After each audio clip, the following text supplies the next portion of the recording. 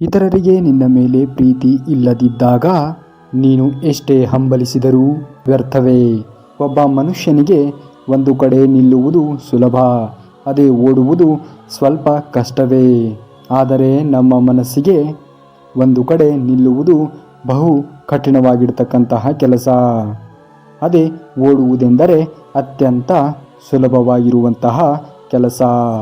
ನೀವೇ ನೋಡಿ, ನಿಮ್ಮ ಮನಸ್ಸು ಯಾವಾಗಲೂ ಓಡುತ್ತಲೇ ಇರುತ್ತದೆ. ನಿನ್ನ ಜೀವನ ಅನ್ನುವ ಪುಸ್ತಕವನ್ನು ಎಲ್ಲರಿಗೂ ತೆರೆದು ತೋರಿಸಬೇಕಾಗಿಲ್ಲ. ಏಕೆಂದರೆ ನಿನ್ನ ಭಾವನೆ, ವ್ಯಕ್ತಿತ್ವ ಕೆಲವರಿಗೆ ಮಾತ್ರ ಅರ್ಥವಾಗುತ್ತದೆ. ಜೀವನ ಹರಿಯುವ ನದಿಯಂತೆ ನೀರು ಒಂದೇ ಕಡೆ ನಿಂತರೆ ಮಲಿನವಾಗುತ್ತದೆ. ಹಾಗೆ ಜೀವನವೂ ಕೂಡ ಬದಲಾವಣೆಗೆ ಸಿದ್ಧವಾಗಿ ಇದ್ದಾಗ ಮಾತ್ರ ಹೊಸ ಜೀವನವನ್ನು ಸ್ವಾಗತಿಸಬಹುದು. ಅದರ ಅರಿವು ನಮಗಿಲ್ಲ ಅಷ್ಟೇ. ಬದಲಾವಣೆಯನ್ನು ಸ್ವೀಕರಿಸಲು ಸಿದ್ಧರಾಗಿ. ಮನಸ್ಸಿರದ ಒಬ್ಬ ಪುರುಷ ಸ್ತ್ರೀಯನ್ನ ಆಟದ ಗೊಂಬೆಯಾಗಿ ನೋಡುತ್ತಾನೆ. ಅದೇ ಮನಸ್ಸಿರುವ ಪುರುಷ ಸ್ತ್ರೀಯನ್ನ ಪ್ರಾಣ ಇರುವ ದೇವತೆಯಾಗಿ ಭಾವಿಸುತ್ತಾನೆ. ಇಂತಹ ವ್ಯಕ್ತಿ ನಿಮ್ಮ ಜೀವನದಲ್ಲಿ ಇದ್ದಾರೆ. ಜಾಗೃತಿಯಾಗಿ ನೋಡಿಕೊಳ್ಳಿ. ಪ್ರೀತಿಯಲ್ಲಿ ತಪ್ಪುಗಳನ್ನು ಮಾಡಿ ಪ್ರೀತಿಸಿ ತಪ್ಪು ಮಾಡುವೆ ಎಂದು ಭಾವಿಸುತ್ತಾರೆ. ಆದರೆ ಪ್ರೇಮ ನಿಜವೇ? ಮನುಷ್ಯರೇ ಸುಳ್ಳೋ? ಸಾಲ ಕೊಟ್ಟಾಗ ನೀನು ಬಹಳ ಒಳ್ಳೆಯ ವ್ಯಕ್ತಿಯಾಗಿ ಕಾಣಿಸುತ್ತೀಯ. ಅದೇ ಹಣವನ್ನು ಹಿಂತಿರುಗಿಸಿ ಕೇಳಿದಾಗ ಮಾತ್ರ ಕೆಟ್ಟವನಾಗಿ ಕಾಣಿಸುತ್ತೀಯ. ಹಣದ ವಿಷಯದಲ್ಲಿ ನೀನು ಸ್ವಲ್ಪ ಕಠಿಣವಾಗಿ ಇರು. ಏಕೆಂದರೆ ಹಣ ಮಿತ್ರರಿಗಿಂತಲೂ ಶತ್ರುಗಳನ್ನೇ ಹೆಚ್ಚಾಗಿ ಬೆಳೆಸುತ್ತದೆ. ಬದುಕುವುದಕ್ಕೆ ಧೈರ್ಯವಿದ್ದರೆ ಸಾಕು. ಆದರೆ ಜೀವನದಲ್ಲಿ ಯಶಸ್ವಿಯಾಗಲು ನಿನ್ನ ಮೇಲೆ ನಿನಗೆ ನಂಬಿಕೆ ಇರಲೇಬೇಕು. ಜೀವನದಲ್ಲಿ ಸಹನೆ, ಮನುಷ್ಯನಿಗೆ ಧೈರ್ಯ ಅಷ್ಟೇ ಅಲ್ಲ, ಯಶಸ್ವಿ ಆಗಲು ನಂಬಿಕೆಯೂ ಕೂಡ ಬೇಕಾಗುತ್ತದೆ. ಅದಕ್ಕೆ ಈ ಸಮಾಜದೊಂದಿಗೆ ಜಾಗೃತೆಯಿಂದ ಇರಿ. ಇದ್ದಾಗ ನೀನು ಮಾಡುವ ಅನವಶ್ಯಕ ವೆಚ್ಚಗಳು ಇಲ್ಲದಿದ್ದಾಗ ನೀನು ಮಾಡುವ ಅನವಶ್ಯಕ ಸಾಲಗಳಿಗಾಗಿ ಬದಲಾಗುತ್ತದೆ. ಈ ಪ್ರಪಂಚದಲ್ಲಿ ನಾವು ಬದುಕಬೇಕೆಂದರೆ ಒಳ್ಳೆಯತನ ಮತ್ತು ಹಠ ಮಾರಿತನ ಎರಡೂ ಇರಬೇಕಾಗುತ್ತದೆ. ಒಳ್ಳೆತನ ಮನುಷ್ಯರ ಮೇಲೆ ಇರಬೇಕು, ಹಠಮಾರಿತನ ಪರಿಸ್ಥಿತಿಗಳ ಮೇಲೆ ಇರಬೇಕು. ಇಷ್ಟಪಡುವುದು ತಪ್ಪಲ್ಲ, ಆದರೆ ನಮ್ಮ ಇಷ್ಟಗಳನ್ನು ಗುರುತಿಸದವರ ಮೇಲೆ ಇಷ್ಟವನ್ನು ಬೆಳೆಸಿಕೊಳ್ಳುವುದು ದೊಡ್ಡ ತಪ್ಪು. ಕಡಿಮೆ ಸಮಯದಲ್ಲಿ ಹೆಚ್ಚು ಸಂತೋಷವನ್ನು ಕೊಡುವ ಯಾವುದೇ ಬಾಂಧವ್ಯ ಹೆಚ್ಚು ಸಮಯ ನಿಲ್ಲುವುದಿಲ್ಲ. ನಿನ್ನ ಜೊತೆ ಯಾರೂ ಇರುವುದಿಲ್ಲ, ಇದ್ದ ಹಾಗೆ ನಟಿಸುವರು ಅಷ್ಟೇ. ಒಂದನ್ನು ಮಾತ್ರ ಮರೆಯಬೇಡ, ನಿನ್ನ ಸುತ್ತಲೂ ಎಷ್ಟೇ ಜನರು ಇದ್ದರೂ ಕೂಡ ಯಾರೂ ನಿನ್ನವರಲ್ಲ, ನಿನಗೆ ನೀನು ಮಾತ್ರವೇ ಸಂಗಾತಿ. ಈ ಒಂದು ಅರಿವಿನಲ್ಲಿ ಶಾಂತಿ ಇದೆ. ನಿನ್ನ ಜೀವನದಲ್ಲಿ ಯಾರೇ ಆಗಲಿ, ಯಾವಾಗ ಬಂದಿರುವರೋ ಅನ್ನುವುದು ಮುಖ್ಯವಲ್ಲ, ಎಂತಹದ್ದೇ ಪರಿಸ್ಥಿತಿಯಲ್ಲೂ ನಿನ್ನೊಂದಿಗೆ ಇರುವರು ಎನ್ನುವುದು ಮುಖ್ಯ. ಯಾರನ್ನು ಎಷ್ಟು ನಂಬಬೇಕೋ ಅಷ್ಟೇ ನಂಬಿ. ನಮ್ಮವರೇ ಎಂದು ಅತಿಯಾಗಿ ನಂಬಿದರೆ ಮೋಸದ ರುಚಿ ತೋರಿಸಿ ಜೀವನದಲ್ಲಿ ಮೇಲೆ ಏಳದಂತಹ ಪೆಟ್ಟು ಕೊಡುವರು. ಜಾಗೃತಿಯಿಂದ ಇರಿ. ಕಾಲವು ಬದಲಾಗಿದೆ ಅಂತ ಹೇಳುತ್ತಿದ್ದಾರೆ, ಆದರೆ ಕಾಲವು ಬದಲಾಗಿಲ್ಲ. ಮನುಷ್ಯರ ಮನಸ್ಥಿತಿ ಬದಲಾಗಿದೆ ಅಷ್ಟೇ. ಜೀವನದಲ್ಲಿ ಶಾಂತಿಯಿಂದ ಇರಲು ಈ ಎರಡು ಮರೆಯಬೇಡಿ. ಹಾಗೆ ಈ ಎರಡು ಯಾವಾಗಲೂ ನೆನಪಿರಲಿ. ನೀನು ಇತರರಿಗೆ ಮಾಡಿದ ಒಳ್ಳೆಯತನವನ್ನು ಮರೆಯಬೇಡ. ಇತರರಿಗೆ ಮಾಡಿದ ಒಳ್ಳೆಯದನ್ನು ಹಂಗಿಸಬಾರದು. ಹಾಗೆ ಇತರರು ನಿನಗೆ ಮಾಡಿದಂತಹ ಕೆಟ್ಟದ್ದನ್ನು ಮರೆತು ನಿನ್ನ ಜೀವನವನ್ನು ಹೇಗೆ ರೂಪಿಸಿಕೊಳ್ಳಬೇಕೆಂದು ಮುನ್ನಡೆಯಿರಿ.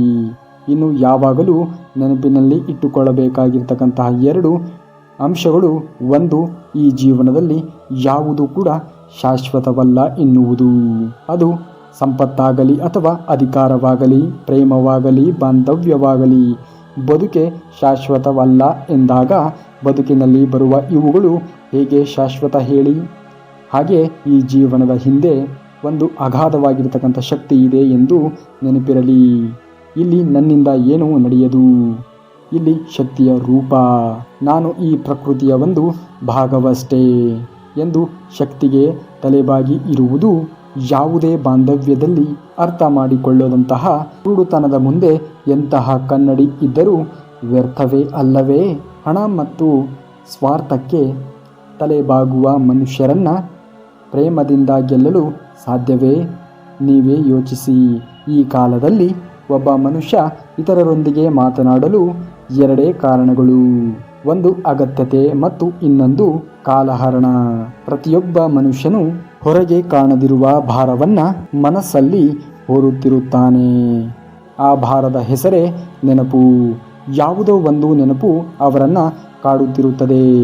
ನಾನು ಮಾಡಬಲ್ಲೆ ಅನ್ನೋ ನಂಬಿಕೆ ನಿನ್ನಲ್ಲಿ ಇದ್ದರೆ ಹೇಗೆ ಬೇಕೋ ಹಾಗೆ ಅದನ್ನು ರೂಪಿಸಿಕೊಳ್ಳುತ್ತೀಯಾ. ಅದೇ ತೋರಿಸುತ್ತದೆ ಮುಂದೆ ಹೇಗೆ ನಡೆಯಬೇಕು ಎನ್ನುವುದನ್ನು. ಹಾಗಾಗಿ ಧೈರ್ಯವಾಗಿ ಹೆಜ್ಜೆಯನ್ನು ಹಾಕಿ. ಪ್ರತಿ ಪರಿಸ್ಥಿತಿಯೂ ಕೂಡ ನಿನಗೆ ಸಹಕಾರಿಯಾಗುತ್ತದೆ. ನಮ್ಮ ಜೀವನದಲ್ಲಿ ನಾವು ಮಾಡುವ ಅತಿ ದೊಡ್ಡ ತಪ್ಪು ಯಾವುದೋ ಗೊತ್ತೇ? ನಾವು ಎಂದರೆ ಲೆಕ್ಕವೇ ಇಲ್ಲದವರನ್ನು ಲೆಕ್ಕವಿಲ್ಲದಷ್ಟು ಇಷ್ಟಪಡುವುದು. ಜೀವನದಲ್ಲಿ ಏನನ್ನಾದರೂ ಕಳೆದುಕೊಂಡರೂ ಹೆಚ್ಚಾಗಿ ದುಃಖ ಪಡಬೇಕು.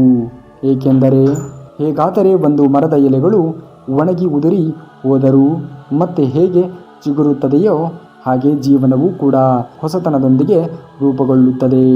ಧೈರ್ಯವಾಗಿ ಇರು. ಜೀವನದಲ್ಲಿ ನಿನ್ನ ಮೇಲೆ ಕೋಪಗೊಂಡು ನಿಮ್ಮನ್ನು ಬಿಟ್ಟು ಹೋದವರು ಮತ್ತೆ ಮರಳಿ ಬರಬಹುದೇನೋ. ಆದರೆ ನಿಮ್ಮನ್ನು ನಂಬಿಸಿ ವಂಚಿಸಿ ಬಿಟ್ಟು ಹೋದವರು ಮತ್ತೊಂದು ಮರಳಿ ಬರುವುದಿಲ್ಲ. ಈ ಸಮಾಜದಲ್ಲಿ ಸತ್ತ ಮೇಲೆ ಶವಕ್ಕೆ ಬೆಂಕಿ ಹಚ್ಚುವರಿಗಿಂತ ಬದುಕಿದ್ದಾಗಲೇ ಮನಸ್ಸಿಗೆ ಬೆಂಕಿ ಹಚ್ಚುವರೇ ಹೆಚ್ಚು ಅನ್ನುವುದನ್ನು ಅಲ್ಲಗಳೆಯಬಲ್ಲಿರಾ? ನಿನಗೆ ದುಃಖ ಕೊಡುವ ಪರಿಸ್ಥಿತಿಗಳೇ ಅಷ್ಟೊಂದು ಕಠಿಣವಾಗಿ ಇದ್ದಾಗ ಅವುಗಳನ್ನು ಎದುರಿಸುವ ನೀನು ಇನ್ನಷ್ಟು ಕಠಿಣವಾಗಿ ಇರಬೇಕು ಎಂದು ಯೋಚಿಸು. ಮನಸ್ಸನ್ನು ಗಟ್ಟಿಗೊಳಿಸು. ಧೈರ್ಯವಾಗಿ ಇರು. ಆತ್ಮಾಭಿಮಾನದಿಂದ ಇರು. ಹಸಿವನ್ನಾದರೂ ಸಹಿಸಿಕೊಳ್ಳಬಹುದು, ಆದರೆ ಅವಮಾನವನ್ನು ಮಾತ್ರ ಯಾವುದೇ ಪರಿಸ್ಥಿತಿಯಲ್ಲಿ ಸಹಿಸಲಾರರು. ಅರ್ಥ ಮಾಡಿಕೊಳ್ಳುವ ಮನಸ್ಸಿಗಾಗಿ ಪ್ರಪಂಚವೆಲ್ಲ ಹುಡುಕುತ್ತಿದ್ದೇವೆ. ಆದರೆ ಹುಡುಕುವ ಭರದಲ್ಲಿ ನಮ್ಮನ್ನು ನಾವೇ ಮರೆತಿರುತ್ತೇವೆ. ಧೈರ್ಯದಿಂದ ಇರಿ. ಶಾಂತಿಯಿಂದ ಇರಿ. ಸಮಾಧಾನದಿಂದ ಇರಿ. ಖಂಡಿತವಾಗಿಯೂ ಕೂಡ ಆಗುವುದೆಲ್ಲ ಒಳ್ಳೆಯದೇ ಆಗುತ್ತದೆ. ಇನ್ನು ಇದೇ ರೀತಿಯಾಗಿರುವಂತಹ ಮಾಹಿತಿಗಳಿಗಾಗಿ ತಪ್ಪದೇ ನಮ್ಮ ಚಾನಲ್ನ ಸಬ್ಸ್ಕ್ರೈಬ್ ಮಾಡಿಕೊಳ್ಳಿ. ಮುಂದಿನ ವಿಡಿಯೋದಲ್ಲಿ ಸಿಗುವವರೆಗೂ ಧನ್ಯವಾದ. ಕರುನಾಡಿಗೆ.